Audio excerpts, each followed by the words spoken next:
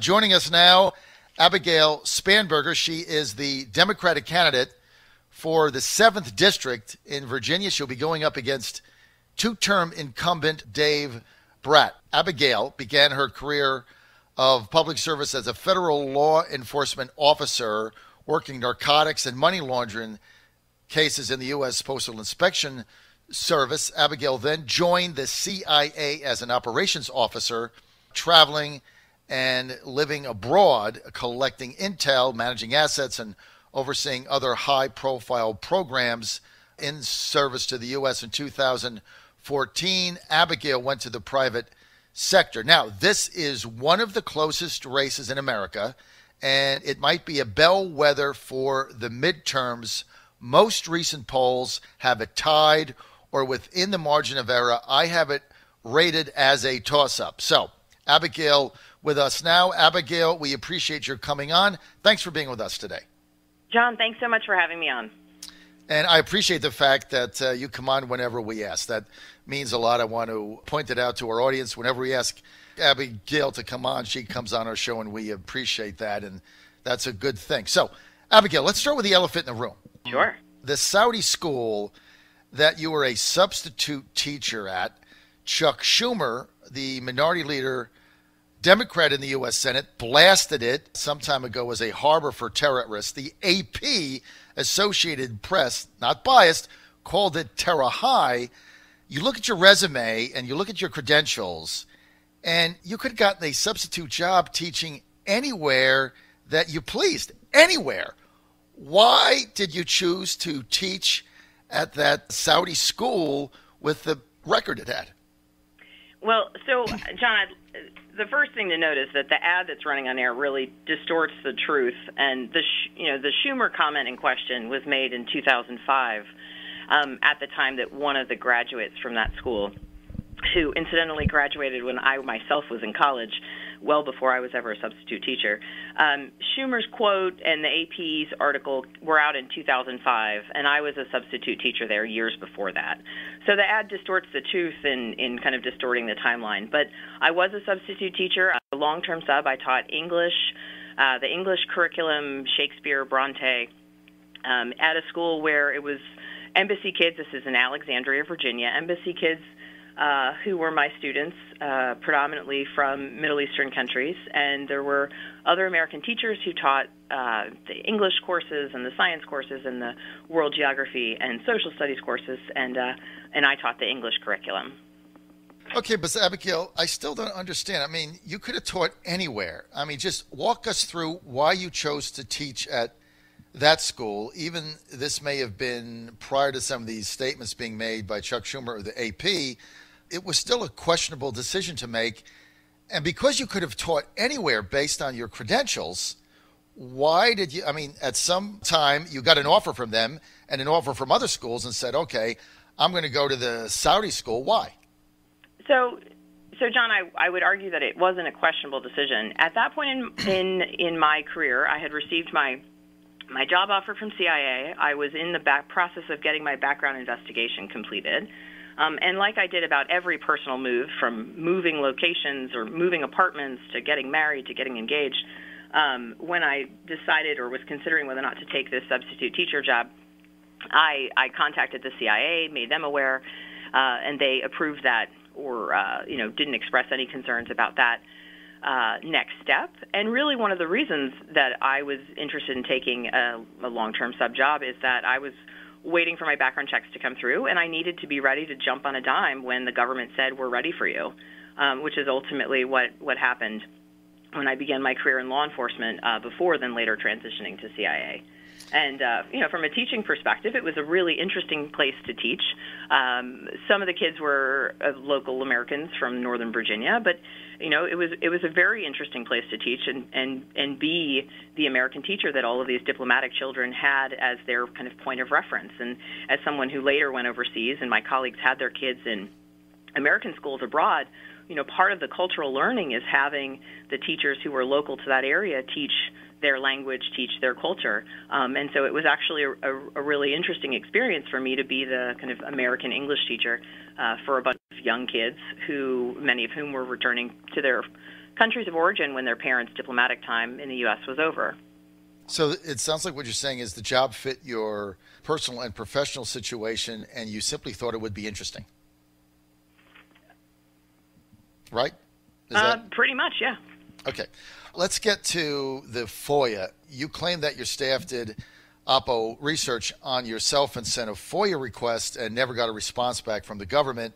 Yet when CNN did a FOIA on your own FOIA, they said FOIA was never submitted, so there's a discrepancy there. How do you reconcile that, Abigail? Well, for starters, I would say that, so we hired an outside investigator to do a background investigation on me and basically determine what's the information that someone politically aligned with my opponent would gather on me and then try to use against me. Mm-hmm. And so the individual we hired, filed FOIAs with CIA and with the U.S. Postal Inspection Service, which notably that was the entity where I actually worked. The difference with what America Rising did on behalf of the Congressional Leadership Fund is they filed a FOIA with the National Personal Records Center, which is a different entity. Right. The Postal Inspection Service on their website requires that requests that all FOIAs be submitted via mail, which is what our individual did. And the response was never received back from us, or we've never received anything back. Overall, that didn't look particularly confusing or alerting or problematic to me, because our only goal was to understand what would be the experience of someone else who was FOIAing me. Right. But then CNN said, even though you claimed you did the FOIA and you didn't get a response, CNN said they did a FOIA on your FOIA and there was no record of it. So did you actually send that? This is also the same entity that released my unredacted personal national security questionnaire. So, I mean, at this point, I have a little bit less faith in the fact that they are following the steps that they should be following. I mean, the real issue here is the U.S. Postal Service, in violation of federal law, the Privacy Act, released my national security questionnaire, which is a fully protected document used in providing and processing background investigations and providing clearances. And I, of course, received a secret clearance for my time in law enforcement and a top secret clearance with special compartmented capacities for my time with CIA. And so the violation was when the U.S. Postal Service violated the law by releasing that. And then, of course, later it was distributed in a fully unredacted form by another entity. So are you saying that the Spanberger team you're saying that you absolutely sent your request, and now you're claiming that based on the incompetence of them releasing all of your unredacted information, it's not out of reason to think that they were incompetent in not being able to find the FOIA that you all submitted? No, I'm actually saying that it's a distraction from the real violation of law, and the violation of law occurred when the Postal Service broke the law by providing my information. One of the pieces of the story that's also not reported on is that the National Personnel Records Center actually initially denied the FOIA request when we FOIA'd the FOIA that America Rising submitted. And so there's so many more questions to this situation, but really what it boils down to is there was a violation of federal law. My national security questionnaire, which is the document that anyone who's seeking a security clearance fills out, and those are members of our military, members of law enforcement, members of the intelligence community fill out. They provide their detailed personal information, not just about themselves, but about other people in their lives, very detailed information, very personal information, that document was released erroneously and in violation of the law. And when an outside organization received that document, they proceeded to pass it on to members of the media without taking the steps to protect my Social Security number, my medical history, any of it. Well, that was irresponsible, no question about it. So as far as the information getting released, do you think it was just incompetence by somebody that just didn't know what they were doing, or do you think it was some kind of a conspiracy? There's currently an ongoing investigation, and so I can't necessarily comment on that topic. Fair enough. Let's get to debates. Your opponent, Dave Bratt, has said, when we talked to his campaign about these debates, he said that they had not officially committed to any debates beyond the first one on October 15th, which is going forward. Your team put out a very strongly worded statement blasting Dave for backing out, saying that there were supposed to be 3 debates. Of course, the third debate was with me, which hasn't been set. So that date has not been set, even though I've asked about 100 times. Did Dave back out from these scheduled debates? I mean, were they scheduled or what? Yeah, so, you know, he's talked on your show even about the fact that we've agreed to multiple debates. We had identified a location. We'd identified a place. Our teams had done independent walkthroughs. They'd done walkthroughs of the location. We had told media partners. We had the media lined up, the local television station that was going to air it. Everything was set up. The only thing we hadn't done was send out a press release, and that was something that we had been pushing for, and certainly the hosts and the media partners had been pushing for. Ultimately, then, after a couple weeks, and you know, John, I'm not the one taking the primary lead on this, but I think it was about 2 weeks of our team, the hosts, and the television station trying to get, trying to get approval on how to put out the wording on this. We were told that he would no longer be committed to doing that second debate that we had already detailed, and that he would, in fact, or his team would, in fact, confirm it on the day of the 16th of October, whether or not we would, in fact, move forward with the debate scheduled for the 25th. Okay, so as far as now, the debate on the 25th, which was the second televised debate, is not a done deal, even though their team did a walkthrough. They want to wait and see how the debate on the 15th is, I guess. I mean, I'm not going to assign their reasoning for wanting to wait until the 16th. It seems like a plausible reason, but they did not provide us with a reason why they want to wait until the 16th to now confirm. I do know there's been staffing changes on his team. That might have been a contributing factor. But overall, when we set up the parameters of the debate, one of the things that was important to our team that we expressed to his team was that given that it is a large district, and certainly from north to south stretches quite a long distance, that it was important to us to have the ability to have debates, you know, throughout the district, north, center of the district, middle of the district, and southern portion of the district, so that individuals would be able to attend. And that was something that was a priority, because now the first, and as of right now, the only debate is in the very northern part of the district, which places a pretty significant burden on anyone coming from the southern portion of the district or even the center of the district to get to Culpeper, particularly given the time of the debate. Well, my debate... Notably, the tickets for that one, they sold out within less than a minute. Right. And there's many individuals who have reached out to our campaign saying that they tried to get tickets, but were unable to do so.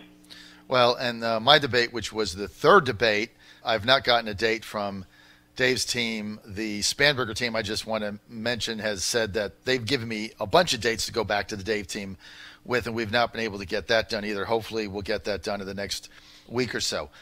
Abigail, so you're not in the U.S. Senate. You're not running for the U.S. Senate, but I know you have an opinion. It appears now that the FBI background check that's been done, they can't find any additional corroboration. Do you think Kavanaugh should get confirmed on Saturday or not?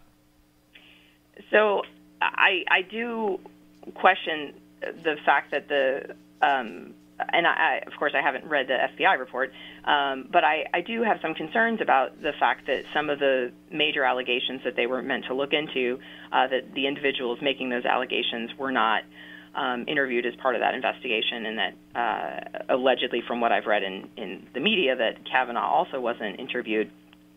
You know, overall, my concern, regardless, or separate from the allegations that were made against him last week, I think that watching his testimony did raise some major questions about his suitability, his temperament, and his ability to be in a nonpartisan role. You know, the thing that I think is really important is this isn't a cabinet position. He isn't meant to be in a role where he's directly supporting the president, where partisanship would be expected and frankly aligned with the duties. This is a lifetime appointment to the Supreme Court, a lifetime appointment at the highest level of our court for someone who's meant to be only driven to uphold the law and partisan to the Constitution. And so I was disappointed to see and hear some of the things that he said last week during his testimony, and I personally found them worrying for those reasons. Yet Justice Ruth Bader Ginsburg has blasted President Trump and his policies publicly on numerous occasions. So what's the difference? So I think looking at her looking at her record on the bench in the way that she has conducted herself as a judge, the way that she has conducted herself in discussing issues of the law and issues of legislation and issues of executive power. When we look at the judicial branch as being a check on the legislative body, I think that her opinion is an important one. But what specifically I'm referencing would be some of the discussions where he was talking about conspiracies related to the Clintons that was wholly apart from what may be interpreted by some as political leanings related to particular issues that do fall, admittedly, along party lines. But I think it's really important to look at the fact that in Neil Gorsuch, we saw a judge who is aligned more with President Trump and more conservative in his past judgments, and certainly someone that the president put forward, and that his nomination and his confirmation went through relatively quickly and without this large debate. So I think that it's important to remember that when someone who is shown to be a strong proponent of the law, a strong judicial branch member, that regardless of party, members of the Senate will vote to confirm someone who is going to carry out the duties that he or she will be sworn to uphold. So if you were in the Senate on Kavanaugh, would you vote up or down? I'm not in the Senate on Kavanaugh, but I do not think that he demonstrated I don't think he demonstrated an attitude or even the ability to handle stressful situations that I would want to see with someone on the Supreme Court. And notably, when someone's in the Supreme Court, they're going to be hearing cases that are emotional, that are difficult, that are challenging, and his inability to handle that stress, I think I found worrisome.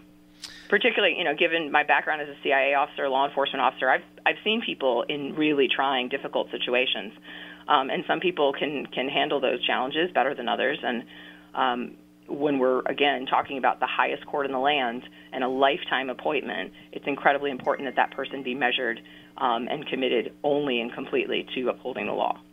We're with Abigail Spanberger.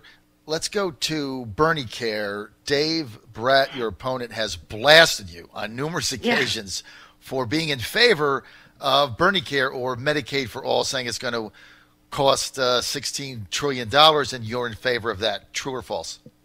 False. I keep telling him this. He keeps not listening. I support a public option. I don't support Bernie Sanders' plan.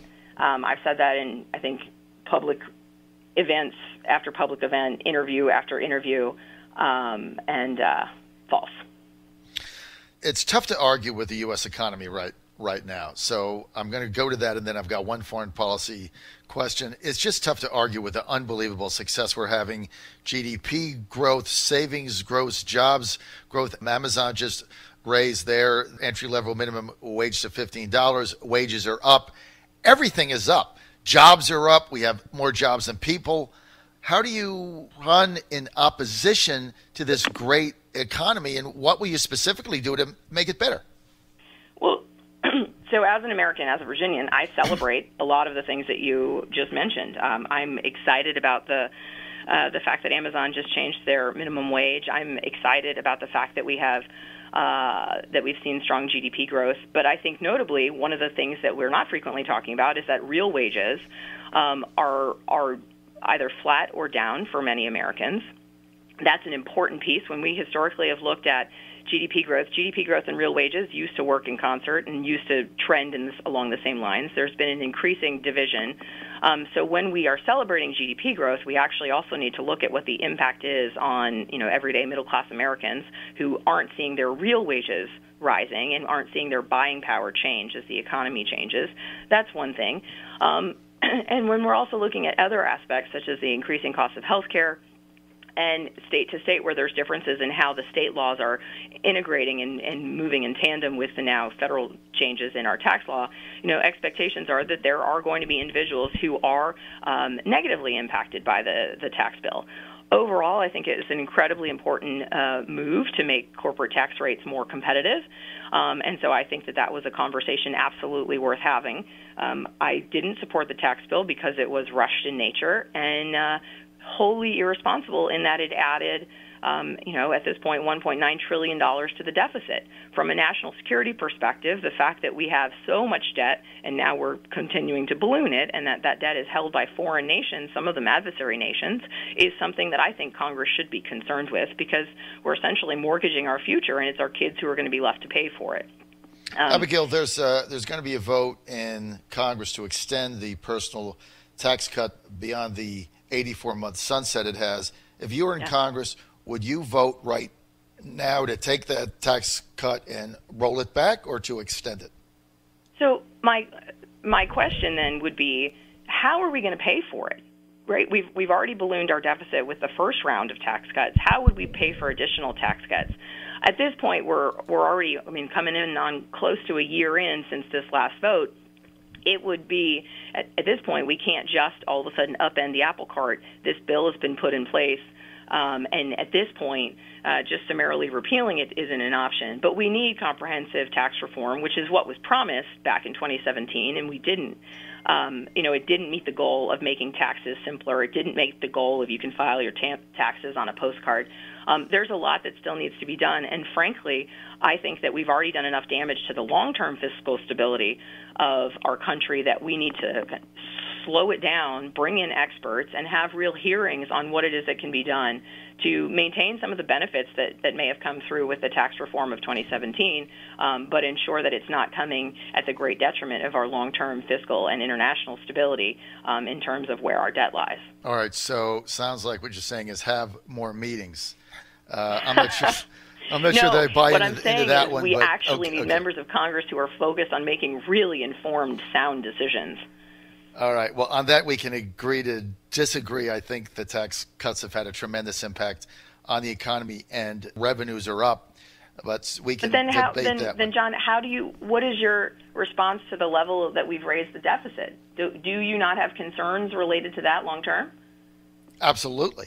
The only way you're going to get this down is by growing the economy to such an extent that revenues are outpacing expenses. And then at some point, somebody in Washington has to address spending. Somebody's got to do that. And whether or not the Republicans will... Then why did we cut revenues before we were willing to address spending? It's just you got to get the economy moving first. And so we've done that. Now we have to deal with this spending. I'm almost out of time, but I do have to ask you one foreign policy question, Abigail, which is this. I was at the UN all week last week at the press briefing on Wednesday with international and domestic reporters. President Trump leaked his grand plan for the Israel-Palestine situation, and he said he was the first president ever to come out in favor of this and said, look, I'm in favor of a two-state solution because I believe in sovereignty, and I believe that the Palestinian people should be able to govern themselves and choose their own leaders and have self-determination. How do you stand on that? So I am a supporter of a two-state solution. I agree that that is the only way forward to have long-term stability in the Middle East and long-term peace. And my hope would be that the U.S. Would be able to be a leader and engage as necessary, as requested, as desired to help facilitate negotiations related to a two-state solution. Okay. Abigail Spanberger, what a time. I really appreciate it.